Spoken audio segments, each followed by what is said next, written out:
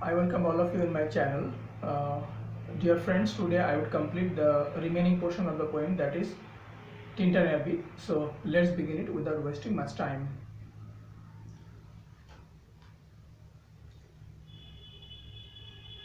If I were not thus taught, should I the more suffer my genuine spirits to decay? For thou art with me here upon the banks of this fair river, thou my dearest friend, my dear, dear friend.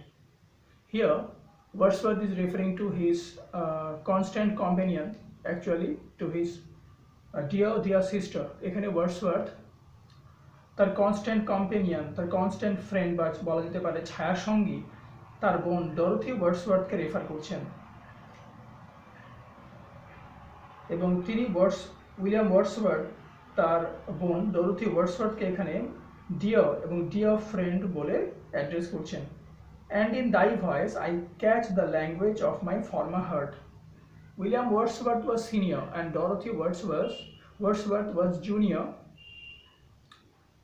in age to William Wordsworth. তো William Wordsworth বলছেন যে আমি Dorothy তোমার মধ্যে আমার ফেলে আসা দিনগুলোকে দেখতে পাই। মানে আমি এর আগে যখন টিনটিন অ্যাবিতে এসেছিলাম তখন টিনটিন অ্যাবির প্রতি আমার যে অনুভূতিটা কাজ করতো সেটা ছিল দ্যাট ওয়াজ আ বয়েস ডেলাইট। সেটা ছিল অপরিণত বয়সের একটা ডেলাইট, একটি আনন্দ বা একটি ফান। তো সেই ডেলাইট বা সেই আনন্দটা, সেই অনুভূতিটি আমি আজ দেখতে পাই তোমার মাঝে। কারণ কবি তো এখন একটি মেচিওর স্টেজে আছেন, মেচিওর স্টেজে তিনি বিলং করছেন, কিন্তু তার বোন ডরোথি তিনি কবির তুলনায় বয়সে ছোট বা জুনিয়র হয়, ঠিক আছে। কবি ডরোথি ওয়ার্ডসওয়ার্থের মধ্যে তার ফেলে আসা বা পেছনে ফেলে আসা পুরনো দিনের যে অনুভূতি, যেটা তিনি টিনটিন অ্যাবিকে দেখলে বোধ করতেন, সেই পুরনো অনুভূতি সেইটাকে তিনি অনুভব করতে পারছেন বা দেখতে পাচ্ছেন উইলিয়াম ওয়ার্ডসওয়ার্থ দেখতে পাচ্ছেন ডরোথি ওয়ার্ডসওয়ার্থের মধ্যে। মানে ব্যাপারটা হলো, যেমন খেলার মাঠে আমরা অনেক সময় দেখি যে বয়স্ক লোকেরা, বয়োজ্যেষ্ঠরা তারা মাঠের প্রান্তে বা কিনারায় বসে থাকেন এবং কম বয়স্ক ছেলে মেয়েদেরকে সেখানে তাদের সামনে খেলতে দেখেন। তো তাদেরকে খেলতে দেখার মধ্যে দিয়ে তারা যেন তাদের শৈশবকে দেখতে পান, শৈশবের পুরনো বা ফেলে আসা দিনগুলোকে দেখতে পান। তার ব্যাপারটা এখানে ঠিক সেরকম।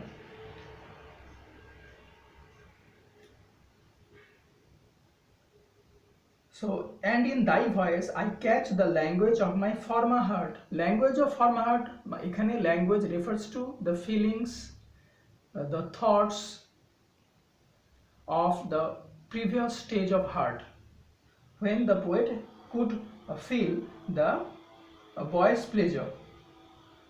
Okay, and read my former pleasures in the shooting lights of thy wild eyes. এবং কবি বলছেন এখন আমি তোমার চোখে আমার সেই পুরনো দিনের আনন্দটি দেখতে পাই। মানে শিশু সুলভ বা কম বয়সে প্রকৃতিকে দেখার যে একটি আনন্দ, সেই আনন্দটা আমি এখন তোমার চোখে তাকালে দেখতে পাই। ওকে, and yet a little while may I behold in thee what I was once. এবং তোমার দিকে তাকালে আমি দেখতে পাই আগে আমি যেমনটি ছিলাম। মানে এখানে উইলিয়াম ওয়ার্ডসওয়ার্থ ডরোথি ওয়ার্ডসওয়ার্থ বা তার বোনের মধ্যে বা মাধ্যমে তিনি তার পিছনে ফেলে আসা সত্তাটিকে খুঁজে পাচ্ছেন। মানে একই কথা, শিশুদের মাঝে যেমন বয়স্করা নিজেদের শৈশব খুঁজে পায়, এখানে উইলিয়াম ওয়ার্ডসওয়ার্থ ডরোথি ওয়ার্ডসওয়ার্থের মধ্যে তার পুরনো দিনের অনুভূতি, ছবি দেখতে পাচ্ছেন। তাহলে here Dorothy Wordsworth is associated with the immature delight that one achieves from nature, and on the other hand, here William Wordsworth is associated with the mature pleasure, the pleasure that is something ethereal or philosophic that one achieves or gets from nature. ঠিক আছে, তাহলে এখানে তোমরা তোমাদের সুবিধার্থে William ওয়ার্ডসওয়ার্থকে ধরে নিবে এইভাবে যে উইলিয়াম ওয়ার্ডসওয়ার্থ ম্যাচিওর বা ফিলোসফিক প্লেজারের সঙ্গে যুক্ত বা অ্যাসোসিয়েটেড, ম্যাচিওর প্লেজারের কথা বলছেন। এবং ডরোথি ওয়ার্ডসওয়ার্থ হলেন এমন একজন মানুষ যিনি হচ্ছেন সেই সমস্ত মানুষের প্রতিনিধি যারা এখনো ম্যাচিওর স্টেজে পৌঁছাননি, যারা প্রকৃতির থেকে বয়েস ডেলাইট ইমেচিওর স্টেজে মানুষ প্রকৃতিকে দেখে যে আনন্দটি পায় সে আনন্দটি পেয়ে থাকেন। তাহলে এখানে ডরোথি ওয়ার্ডসওয়ার্থকে তোমরা ইম্যাচিওর প্লেজারের সঙ্গে অ্যাসোসিয়েটেড বা যুক্ত হিসাবে দেখবে, এবং ওয়ার্ডসওয়ার্থকে তোমরা দেখবে ম্যাচিওর প্লেজারের সঙ্গে যুক্ত বা অ্যাসোসিয়েটেড হিসাবে। ম্যাচিওর প্লেজার বা pleasure that is something ethereal, okay, and that is something philosophic, that is something higher, sublime, refined. এটা আমি এর আগের ভিডিওতে এই বিষয়টি বলেছি। তাহলে এখানে উইলিয়াম ওয়ার্ডসওয়ার্থ যে স্টেজে বিলং করছেন, ডরোথি ওয়ার্ডসওয়ার্থ কিন্তু সেই স্টেজে বিলং করছেন না। ডরোথি ওয়ার্ডসওয়ার্থ তার একটা নিচের স্টেজে, সাবস্ট্যান্ডার্ড স্টেজে তিনি বিলং করছেন, ঠিক আছে। আর উইলিয়াম ওয়ার্ডসওয়ার্থ একটা এথারিয়াল স্টেজে বিলং করছেন। উইলিয়াম ওয়ার্ডসওয়ার্থ ইথারিয়াল প্লেজার পাচ্ছেন প্রকৃতি থেকে, আর ডরোথি ওয়ার্ডসওয়ার্থ এখনো ইম্যাচিওর ডেলাইটটাই পাচ্ছেন। তো ডরোথি ওয়ার্ডসওয়ার্থকে যখন এই কবি দেখছেন তখন তার পুরনো দিনের সেই ডেলাইটের কথা মনে পড়ছে, ইম্যাচিওর ডেলাইটের কথা মনে পড়ছে। ঠিক যেমন শিশুদের মাঝে বয়স্করা নিজেদের শৈশব এবং ফেলে আসা দিনগুলো দেখতে পান। ওকে, My dear sister, and this prayer I make, কবি বলছেন আমি প্রার্থনা করি, knowing that nature never did betray the heart that loved her. A very important line, you should know this in detail. ভীষণ ইম্পর্টেন্ট একটা লাইন, এবং এই লাইনটি তোমার মুখস্থ করে নেওয়া উচিত যাতে তুমি বুঝতে পারো that where does the line occur. যদি এমসিকিউ বেসড কোয়েশ্চেনে প্রশ্ন আসে যে where does the line occur, এই লাইনটি কোথায় আছে, তাহলে সেক্ষেত্রে তুমি যেন so that you can locate it or find it out or trace it out. তো কবি এখানে বলছেন তাই আমি প্রার্থনা করি, আমি জানি যে হৃদয় প্রকৃতিকে ভালোবাসে প্রকৃতি কখনো সেই হৃদয়কে কষ্ট দেয় না। My dear sister, and this prayer I make, আমি ঈশ্বরের কাছে প্রার্থনা করি, নোয়িং দ্যাট, কারণ আমি জানি nature never did betray the heart that loved her, যে হৃদয় প্রকৃতিকে ভালোবাসে, যে হৃদয় বা যে মন প্রকৃতিকে প্রেম করে বা প্রকৃতিকে ভালোবাসে সেই হৃদয়কে প্রকৃতি কখনোই কষ্ট দেয় না। Nature never did betray the heart that loved her, a very important line, okay. It's a privilege through all the years of this our life to lead from joy to joy, for she can so inform the mind that is within us, so impress with quietness and beauty, and so feed with lofty thoughts. বলছে প্রকৃতি বরাবরই আমাদের মাঝে ছিল, এবং এটা তার সৌন্দর্য এবং নির্জনতা এবং সৌন্দর্য দুটো দিয়েই আমাদেরকে মুগ্ধ এবং পুষ্ট করেছে, আমাদের ভাবনাকে করেছে অনেক বেশি ম্যাচিওর, আমাদের মনকে করেছে রিক্ত থেকে পূর্ণ। and so feed with lofty thoughts, মানে আমাদের ভাবনার খাদ্য জুগিয়েছে, মানে আমাদের ভাবনাকে পরিপুষ্ট করেছে। নতুন একটা যেমন বই পড়লে বা একটা মহাপুরুষদের বাণী শুনলে বা মহাপুরুষদের জীবনী পাঠ করলে যেমন আমরা অনেক বেশি জ্ঞান লাভ করি, আমাদের একটা অন্তর্নিহিত পরিবর্তন ঘটে বলে আমরা অনুভব করতে পারি। তো কবি বলছেন প্রকৃতি কি করেছে, আমাদেরকে তার সৌন্দর্য এবং তার নির্জনতা দুটো দিয়েই প্রকৃতি আমাদের রিক্ত হৃদয়কে পূর্ণ করেছে এবং আমাদের ভাবনাকে ভরে দিয়েছে। ওকে, বা প্রকৃতি করেছে আমাদের ভাবনাকে অনেক বেশি উর্বর। এখানে কবি যে প্রকৃতির কাছে কতভাবে ঋণী সেটা তিনি এই লাইনগুলোর মাধ্যমে ব্যাখ্যা করছেন, that how much he is indebted to nature or grateful to nature.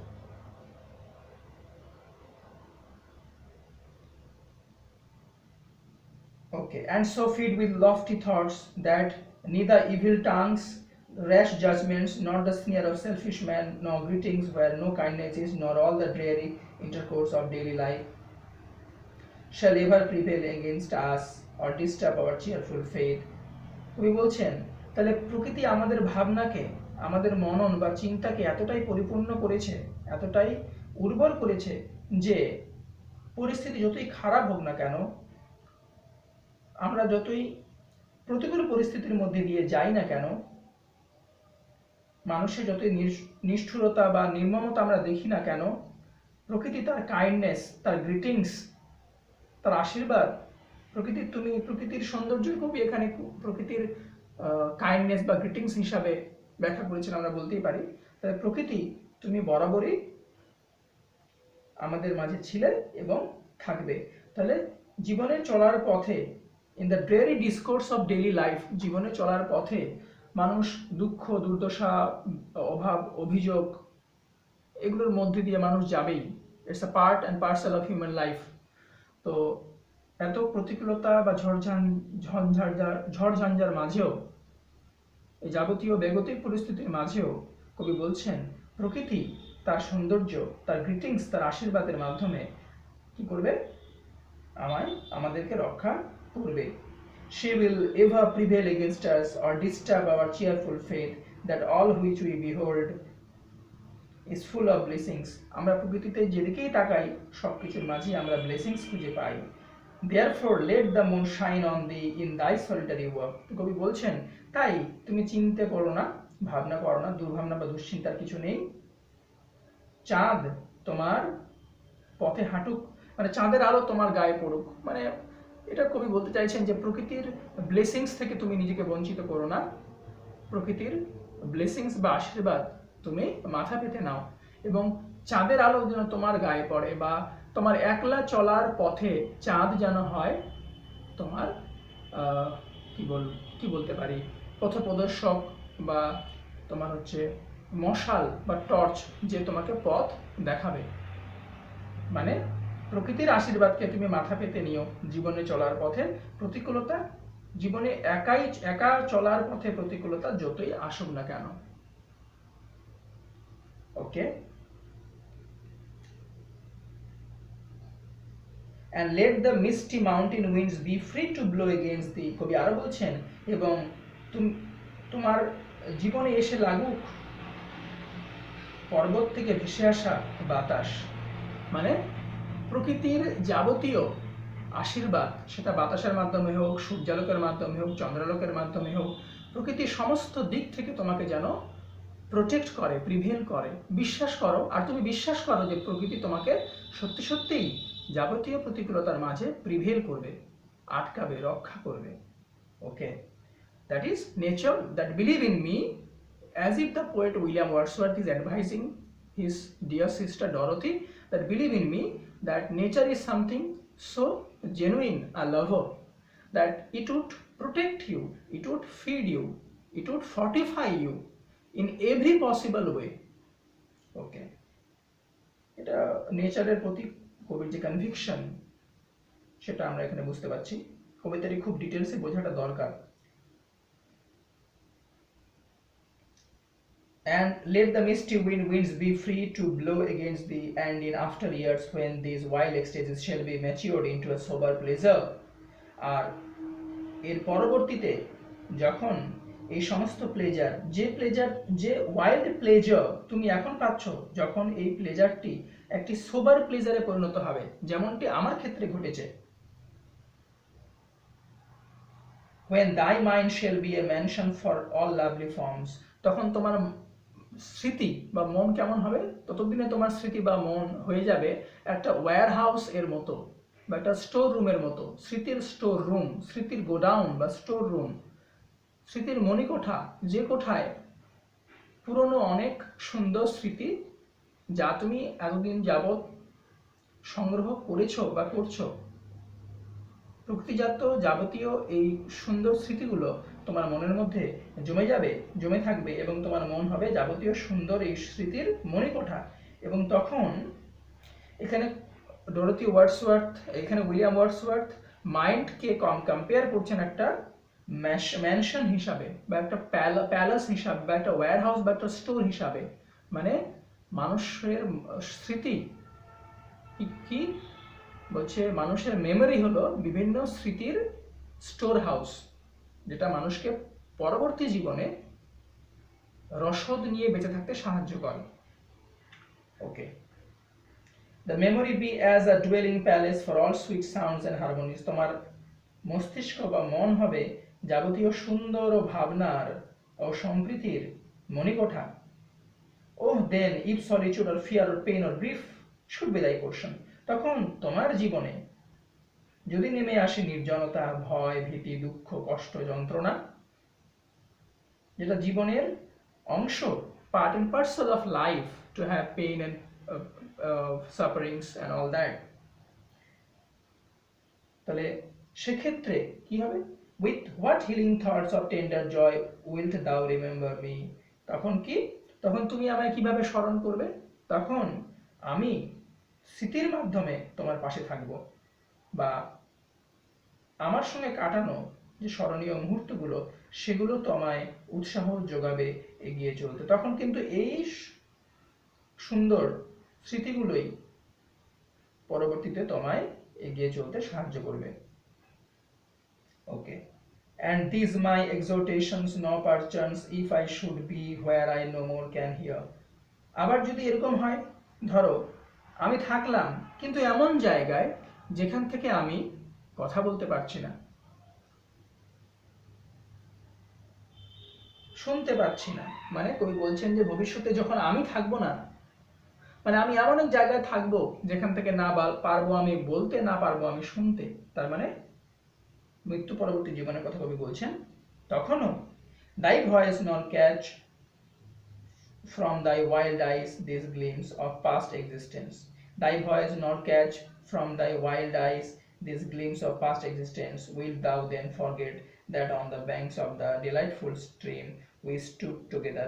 যে তখন কি তুমি নিশ্চয়ই ভুলে যাবে, তখন কি তুমি ভুলে যাবে যে আমরা এক সময় এই নদীর পাড়ে একাকী বা দুজনে মিলে দাঁড়িয়েছিলাম? না। and that I so long a worshipper of nature, বলছে আমি যে বরাবরই প্রকৃতির প্রেমিক, a worshipper of nature, এই লাইনটা মনে রাখবেন, এই লাইনটির মাধ্যমে মনে রাখবে তোমরা এই লাইনটিতে কবি নিজেকে রেফার করছেন। hither came unwearied in that service, rather say with warmer love, oh with far deeper zeal of holier love, nor wilt thou then forget। বলছে তখনও তুমি কিন্তু আমায় ভুলে যাবে না, ভুলে যেতে পারবে না, আমি তোমার স্মৃতিতে সেভাবেই রয়ে যাব। that after many wanderings, many years of absence, these steep woods and lofty cliffs, বহু ওয়ান্ডারিং ভ্রমণ, বহু বছরের দূরত্ব, বহু বছরের দূরত্ব, বহু বছরের অনুপস্থিতি সত্ত্বেও এই উডসগুলো, এই উঁচু উঁচু পর্বতগুলো বা টিলাগুলো, এই গ্রিন পেস্টোরাল ল্যান্ডস্কেপ, এই সবুজ পেস্টোরাল ল্যান্ডস্কেপ, এই সুন্দর দৃশ্য, were to me more dear both for themselves and for thy sake।